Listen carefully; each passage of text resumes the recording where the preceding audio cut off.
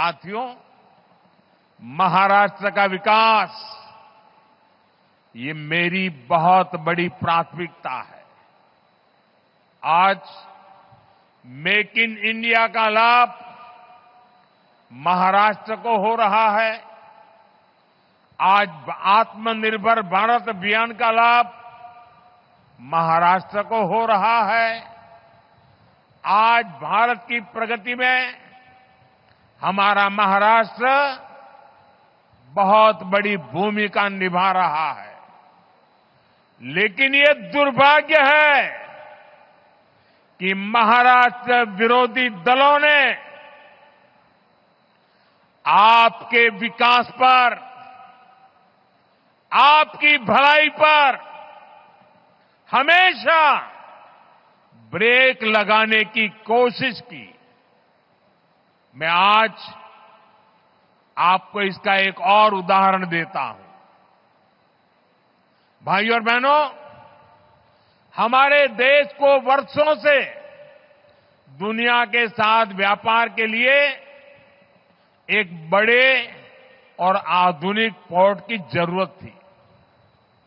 महाराष्ट्र का पालघर ही इसके लिए सबसे उपयुक्त जगह है।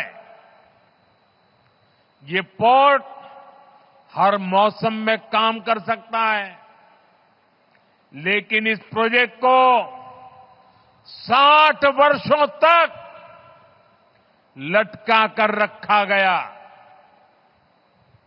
महाराष्ट्र और देश के ये योजना इतने जरूरी काम को कुछ लोग शुरू ही नहीं होने दे रहे थे। 2014 में आप सबने हमें दिल्ली में सेवा करने का मौका दिया। 2016 में जब हमारे साथी देवेंद्र जी की सरकार आई,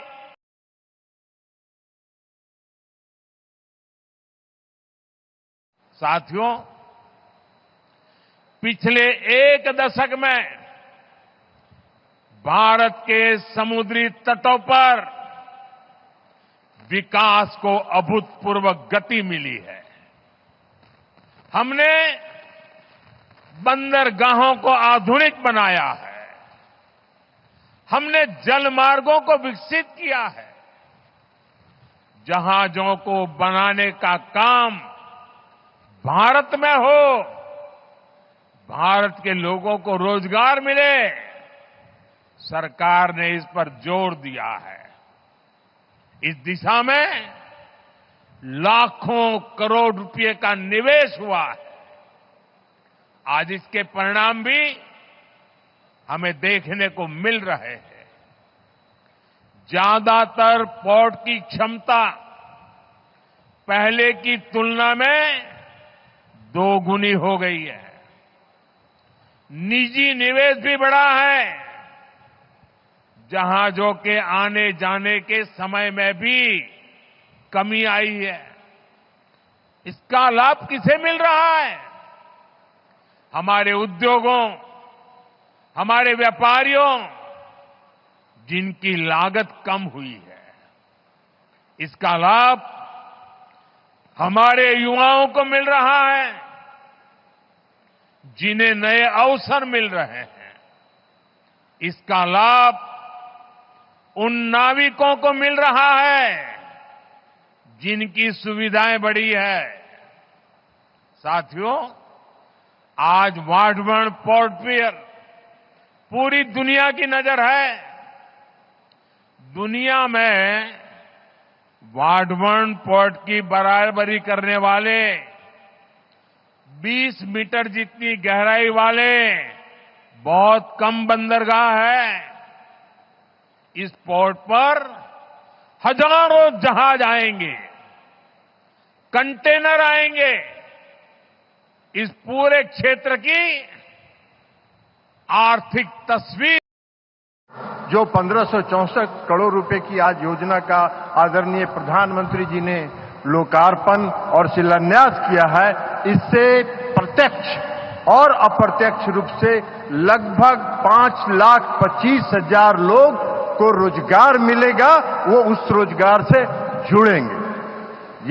ये आज की कार्यक्रम का है, इसलिए हम आदरणीय प्रधानमंत्री जी को विभाग की तरफ से, मछली विभाग की तरफ से, मत्स्य विभाग की तरफ से उनका हार्दिक अभिनंदन और धन्यवाद करते हैं कि आज उन्होंने समय दिया इन योजनाओं का शिलान्यास करने का।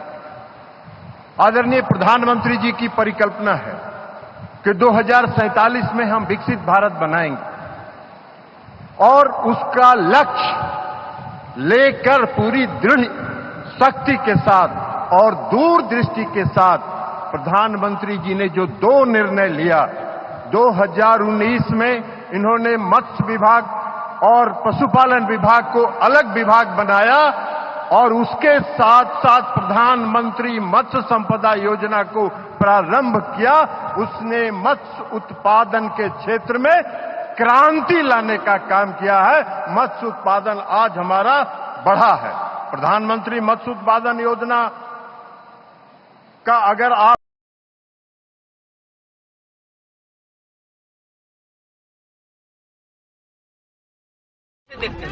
इससे ज्यादा शर्मनाक बयान एक मुख्यमंत्री को और नहीं हो सकता। एक मुख्यमंत्री एक मुख्यमंत्री जो अपना राज्य नहीं संभाल पा रही हैं। और देखिए, मैं कोई दोषारोपण नहीं करना चाहता, ये घटना इस तरीके की महिलाओं के साथ अगर किसी भी राज्य में होती है तो वो उतनी ही शर्मनाक है, उतनी ही चिंताजनक है। पर ऐसे में एक महिला मुख्यमंत्री होने के बाद आपका राज्य आज जिस तरीके से डर दहशत के साए में है, वहां पर जिस तरीके से एक महिला के साथ जितना निंदनीय, उस घटना की जितनी निंदा की जाए उतना कम है। इस तरीके की घटना घटती है और आप क्या कर रही हैं बदले में? आप दोषारोपण कर रही हैं, आप दूसरे राज्यों में देख रही हैं। अपने राज्य को आप संभालिए मुख्यमंत्री ममता बनर्जी जी। आपका राज्य अगर संभला रहेगा, बाकी राज्य अपने अपने राज्यों को देखेंगे। पर इस तरीके से बयान देना कि मेरा राज्य जलेगा तो बाकी राज्य भी जलेंगे, बिहार भी जलेगा, देश भी जलेगा, ये कैसी सोच है? क्या एक मुख्यमंत्री के पद पर बैठे हुए व्यक्ति को शोभा देता है कि वो हमारे देश के जलने की सोच रखें, हमारे देश के प्रदेशों को जलाने की सोच रखें? आपकी जिम्मेदारी आपके राज्य में शांति व्यवस्था स्थापित करने की है। आप अगर उसमें नाकामयाब रहती हैं, आपके राज्य में इतनी बड़ी घटना होती है, अगले दिन हुड़दंगई पहुंच जाते हैं और सारे एविडेंसेस को मिटा देते हैं। आपने अपने राज्य में एक ऐसी व्यवस्था आपने स्थापित की है जहां पे पॉलिटिकल कैडर को आप सरकारी व्यवस्था का हिस्सा बनाती हैं, और वो लोग जब उनमें कमी पाई जाती है, भाई कौन था ये?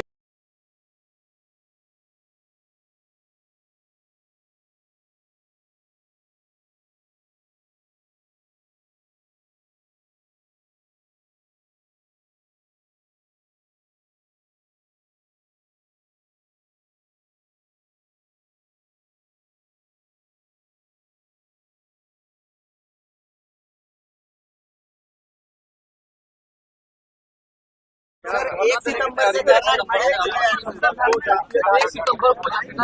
सितंबर को हम लोगों ने पहले भी कहा था, जब हमने प्रेस वार्ता किया था कुछ दिनों पहले, कि शेड्यूल 9 में जो हम लोगों के सरकार ने 65% जो आरक्षण बढ़ाया पिछड़ा, अति पिछड़ा, दलित, आदिवासियों का, उसको शेड्यूल 9 में डालने।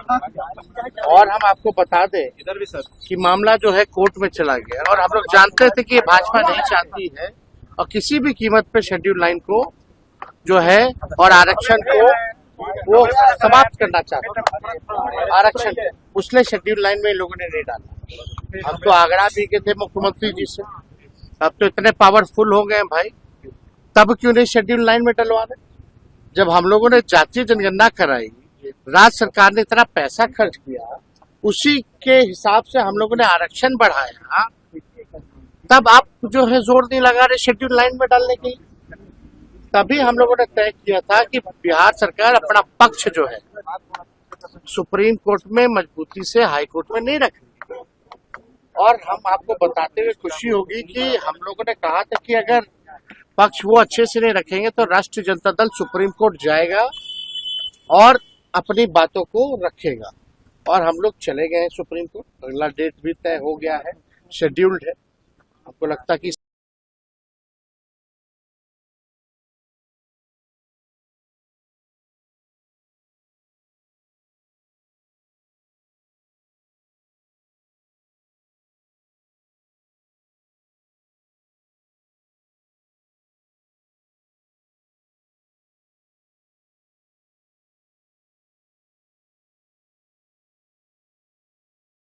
फिर से क्रिस्टलाइज करेंगे और फाइनल रिकमेंडेशन देंगे। कल भी बैठक जारी रहेगी। कल चार लेकिन आज अगर सीटों की बात करें तो कितनी सीटें हैं जिनको टोटल जो है मैंने आज जो है अनदर 40 सीट्स 40 सीट आज, यानी कि टोटल पूरा आज खत्म हो गया।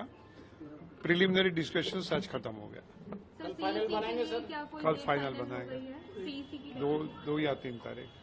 सर भाजपा खेमे पे एक जरूर रिएक्शन आपसे चाहूंगा मैं, और भाजपा खेमे का रिएक्शन ये है कि कल रात को उनकी बैठक हुई, फिर छोटी टोली की बैठक के लिए सर आप भी आइए प्लीज। सर आप आइए।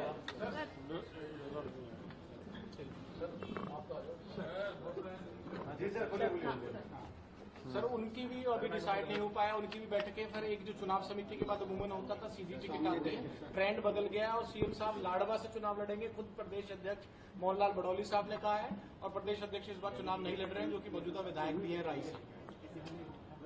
अब क्या चाहते हैं मुझसे रिएक्शन? रिएक्शन क्या है भाजपा? वो तो कई घोषणाएं करते रहते हैं। तारीख 1 तारीख को चुनाव होगा, 7 तारीख को होगा, हम एक्सटेंशन मांग रहे हैं। ये अभी 4-5 बार तो ये अपने लोकेशंस बदल चुके हैं। 2-3 दिन और इंतजार करो, लाडवा भी बदल जाएगा। सर ईडी ने जिस तरीके की कार्रवाई की है उसको लेकर आप क्या कहना चाहेंगे? क्योंकि हुड्डा साहब का नाम पहले सीबीआई की एफआईआर में आया था और अब ईडी की कार्रवाई हुई है। लगभग 800 करोड़ मैं अखबारों के हवालों पे मैं इसी प्रकार की गंभीर मामलों में, ये सेंसिटिव मामलों में मेरा कोई रिएक्शन नहीं देता। सर लेकिन चुनावों से ठीक पहले आया कि आपको लगता है कि कहीं ना कहीं उसी के मद्देनजर जो है ये कदम उठाया गया है? भारतीय जनता पार्टी की आदत है डराओ धमकाओ, सीबीआई भेजो, ईडी भेजो, तो कहीं न कहीं चुनाव को प्रभावित करने के लिए इसी प्रकार की चेष्टा करते। उसमें कोई सच्चाई हो मैं नहीं मानता हूँ। जो बैठक बुलाई गई है तो माना जाए कि कुछ सीटें जो पेंडिंग है उन पर चर्चा होनी है। पेंडिंग सीटें नहीं, आज जो प्रिलिमिनरी डिस्कशन हुआ कल फाइनल डिस्कशन करके पैनल जो जाने की फाइनल रिकमेंडेशन का ड्राफ्ट बना दिया जाएगा। तो सिंगल पैनल पे नाम भेजेंगे आप या इससे ज्यादा भी नाम रहेंगे? कल भी मैं स्पष्टता कर चुका हूँ, आवश्यकता के अनुसार सिंगल भी हो सकता है, कई जगह पे 2 भी हो सकता है, 3 भी हो सकता है। विनेश फोगाट की जो बात हो रही थी उसमें क्या कहेंगे सर? विनेश फोगाट की भी इलेक्टोरल डेब्यू की बात हो रही थी कि कांग्रेस टिकट देगी। Please wait and watch. ये हो सकता है, you are not ruling out the possibility. Please wait and watch. Sir, the Congress has approached her or not? Can you please confirm? Because there are some reports which are Babli साहब की मुलाकात हुई टोहाना से, जो विधायक हैं आप लोगों से? वो कल आए थे, मुझसे मिलने आए थे और मैंने उनको स्पष्टता की है कि हम ये मौके पे हम उनको एकोमोडेट नहीं कर सकते, फिर भी वो ट्राई कर सकते हैं। और क्योंकि वो भी कांग्रेस के सदस्य भी नहीं है, तो मैंने कहा था कि then I can not entertain anything, और फिर भी वो जो है प्रदेश अध्यक्ष का अप्रोच कर सकते हैं। क्या उनके टिकट पर आलाकमान फैसला कर सकते हैं? शामिल होने की बात कर रहे थे कि वे शामिल नहीं हुए। अभी तो जो है यहाँ पीईसी की मीटिंग में और कोई जगह पे कोई चर्चा नहीं है। सर कितने पर से कैंडिडेट रिपीट हुए सर? कितने पर से कैंडिडेट रिपीट? आज नहीं बता सकता मैंने स्टडी भी नहीं किया वो। Sir, there are some reports coming in which it is being stated that Congress party has approached Vinesh Fogart to contest the upcoming elections. Can you please confirm, is it true or not? मैं कुछ नहीं कह सकता, मेरी कोई चर्चा नहीं हुई है।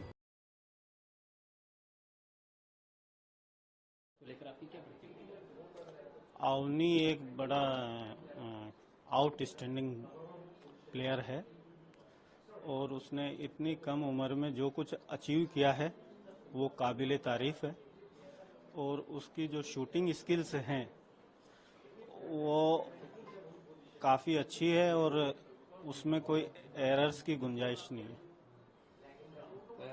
इस कामयाबी के पीछे एक बड़ा कोई कारण?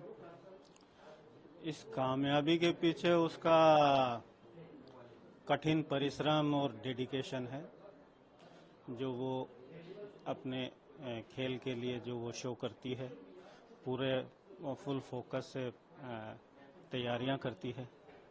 आगे और भी कई मैच है इसके पीछे क्या? हाँ, वो इस पैरालंपिक्स में वो 3 मैच खेल रही है।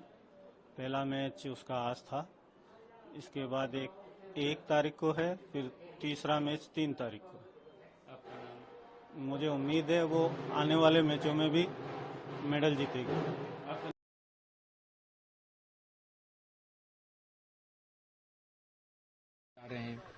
जी देखिए, हम जो भी प्रोस्पेक्टिव एरियाज थे उन सभी प्रोस्पेक्टिव एरियाज पे ड्रोन के माध्यम से लगातार उसको स्वीप करके डबल स्वीप भी किया जा रहा है।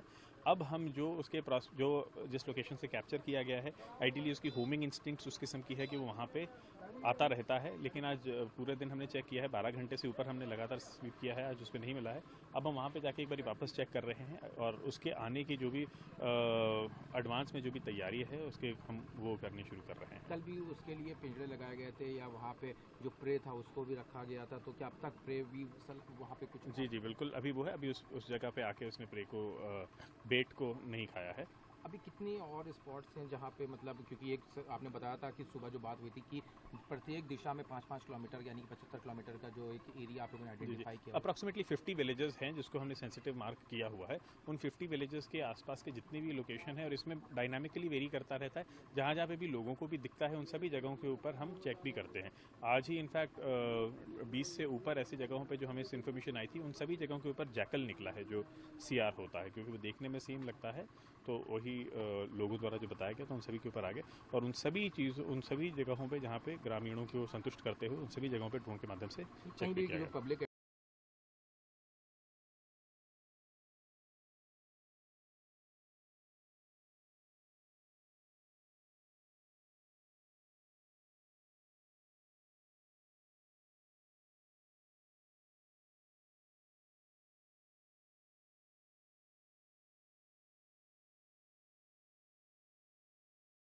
रिलीफ वर्क हो रहा है। जामनगर जिला हमारा कोस्टल डिस्ट्रिक्ट है और ये लास्ट 3-4 दिनों से अति भारी बारिश यहाँ पे हुई है, और because of the reverse overflow of the different dams, बहुत हमारे जो हमारे सिंचाई के इरिगेशन के डैम्स जो बनाए हैं उसमें से ओवरफ्लो होने के कारण जो नदियों के अंदर थोड़ी बाढ़ की परिस्थिति हो चुकी थी, और सी में भी, दरिया के अंदर भी, समंदर में भी हाई टाइड के कारण वहाँ से पानी निकल नहीं रहा था। इसी तरह से पानी 2-3 भरा रहा, शहर में भी पानी भर गया, गांव में अलग अलग एरिया में भी पानी वहाँ पे भर गया। उसके लिए थोड़ी सी, और बारिश भी इतनी आ रही थी तो परिस्थिति थोड़ी सी चिंताजनक हो गई थी, लेकिन जिला प्रशासन ने हमारी आर्मी, एयरफोर्स और हमारी SDRF, NDRF सब कंपनीज की हेल्प लेके हमने बाढ़ की सिचुएशन में भी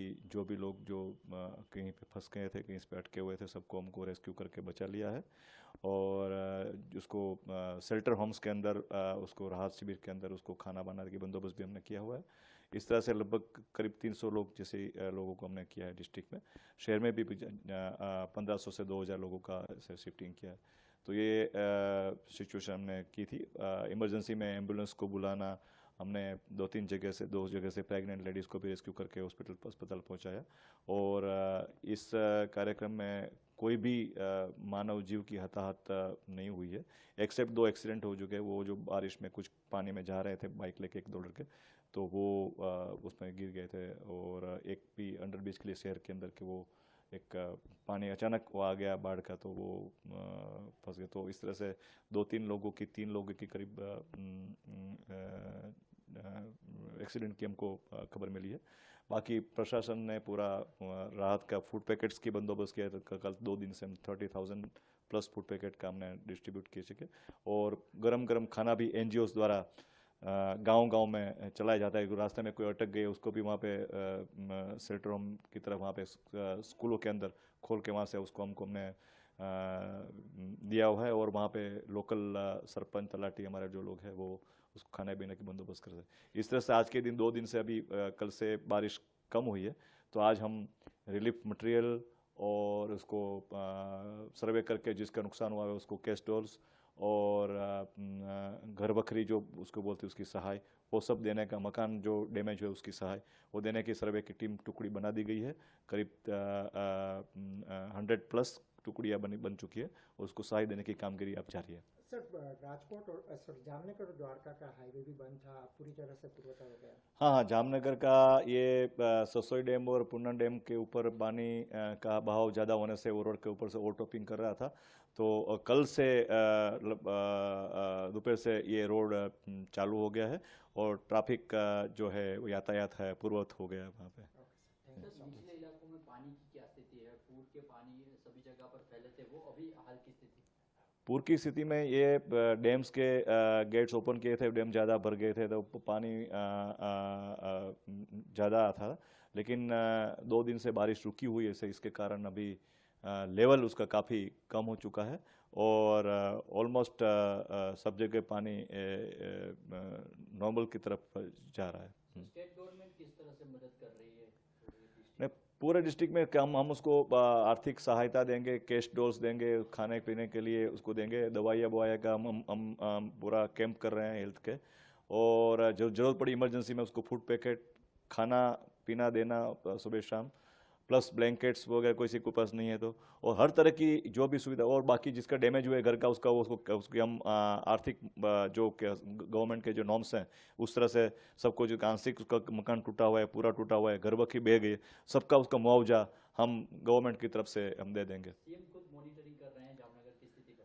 हाँ, जामनगर की स्थिति में कल ऑनरेबल चीफ मिनिस्टर गुजरात यहाँ पे आए थे और दूसरे सब लोगों को पूछ कर समीक्षा की थी। रेड रोड से जल्दी से चालू करने की बात की थी, बिजली की भी पूरा कंप्लीट हो जाए उसकी बात की थी, और जिसको भी ज़रूरत पड़े उसको सहायता देने की उसको हमने ये बात की है। सीएम साहब डेली हमको यहाँ पे शाम को फ़ोन भी कर रहे हैं डायरेक्टली हमको जामनगर के लिए कि आपको कुछ भी तकलीफ हो तो, कोई भी सुविधा चाहिए, कोई भी हेल्प चाहिए तो हमको बोल दीजिएगा, ये हम इमीडिएटली आपको हेल्प यहाँ से राज्य सरकार की तरफ से मिल जाएगी। तो राज्य सरकार की तरफ से सीएम साहब पर्सनली इस पूरा इंटरेस्ट ले रहे हैं और एक एक आदमी की जो दुखी होने की है उसकी चिंता हमेशा सीएम साहब कर रहे हैं। उसने कहा, वो भी कहा है कि कुछ भी तकलीफ हो अगर आपको नहीं मिलता तो इमीडिएट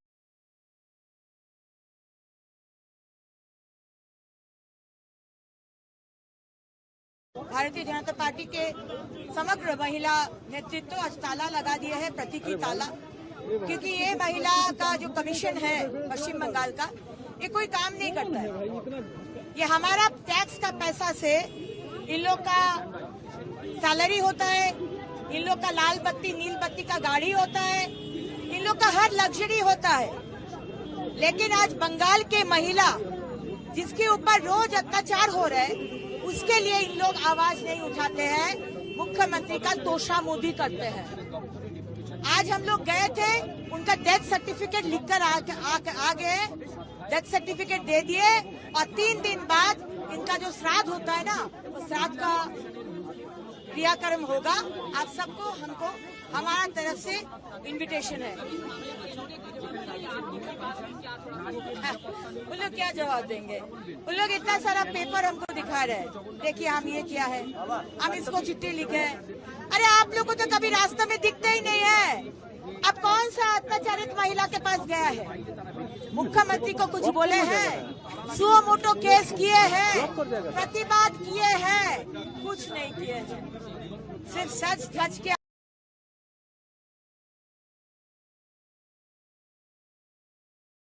हाय प्रीति, कॉन्ग्रेचुलेशंस। ये हिस्टोरिक विन था इंडिया के लिए एंड हिस्टोरिक ब्रॉन्ज मेडल है। आपकी क्या फीलिंग है और आपको कैसा लग रहा है? सर अभी तक तो मेरे को यकीन ही नहीं हो रहा है खुद भी कि मेरा मेडल आ गया है। फर्स्ट मेरा पैरालंपिक था और इसमें मेरा मेडल आ गया, मुझे बिल्कुल उम्मीद नहीं हो रही अभी भी। Thank you so much. And आप क्या इंडियन फैंस और इंडियन लोगों को बोलना चाहोगे ये हिस्टोरिक विन के लिए? मुझे इतना प्राउड मोमेंट फील हो रहा है कि मेरा एथलेटिक्स में फर्स्ट मेडल है वुमेन्स में। इसके लिए बहुत थैंक यू सो मच, मुझे इतना सपोर्ट करने के लिए, मेरे को मोटिवेट करने के लिए। खासकर फातिमा दी, गज्जू भैया जो मेरे कोच है, और मेरे साथ की सिमरन दी और मेरी फैमिली को मैं थैंक यू बोलना चाहूँगी। उन्होंने मेरे को इतनी ब्लेसिंग्स दी है। सब बोल रहे थे कि नहीं हो पाएगा इससे, लेकिन उन्होंने मेरे को मोटिवेट किया है बहुत आते हुए भी, और वो खुद भी रो रही है सिमरन दी तो, कि मतलब मेडल आ गया, यकीन नहीं हो रहा है sir. Thank you so much. Thank you Preeti, आपने देश को बहुत प्राउड किया है एंड ऑल द बेस्ट। ये तो शुरुआत